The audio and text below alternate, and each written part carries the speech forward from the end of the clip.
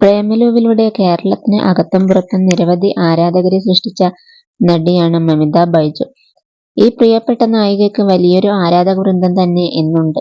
2017 പുറത്തിറങ്ങിയ സർവോപരി പാലക്കാരൻ ആണ് മമിതയുടെ ആദ്യ ചിത്രം. പിന്നീട് honey bee 2, Dakini, Varathan, an international local story, Vikruthi, operation Java 2, super Saranya, Pranayavilasam, രാമേന്ദ്രബോസ് എന്നിങ്ങനെ നിരവധി ചിത്രങ്ങളിൽ മമിത വേഷമിട്ടു. തുടർന്നു വന്ന പ്രേമലു എന്ന ചിത്രം മമിതയെ തെന്നിന്ത്യയിലും പ്രശസ്തയാക്കി. തമിഴ് നടൻ സൂര്യയ്ക്കൊപ്പം മമിത അഭിനയിക്കുന്നു എന്ന വാർത്തകൾ അടുത്തിടെ പുറത്തുവന്നിരുന്നു. സംവിധായകൻ ബാലയുടെ വണങ്കാൻ എന്ന ചിത്രത്തിലായിരുന്നു ഇരുവരും അഭിനയിക്കാൻ തീരുമാനിച്ചിരുന്നത്. എന്നാൽ പിന്നീട് ഈ സിനിമയിൽ നിന്നും സൂര്യ പിന്മാറി. ഇതിനു പിന്നാലെ മമിതയും പിന്മാറുകയായിരുന്നു.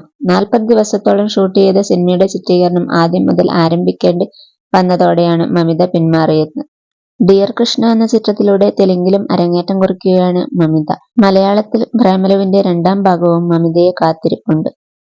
കുട്ടിക്കാലത്ത് സഹോദരനോടൊപ്പമുള്ള ചിത്രമാണ് നിങ്ങളിപ്പോൾ കാണുന്നത്.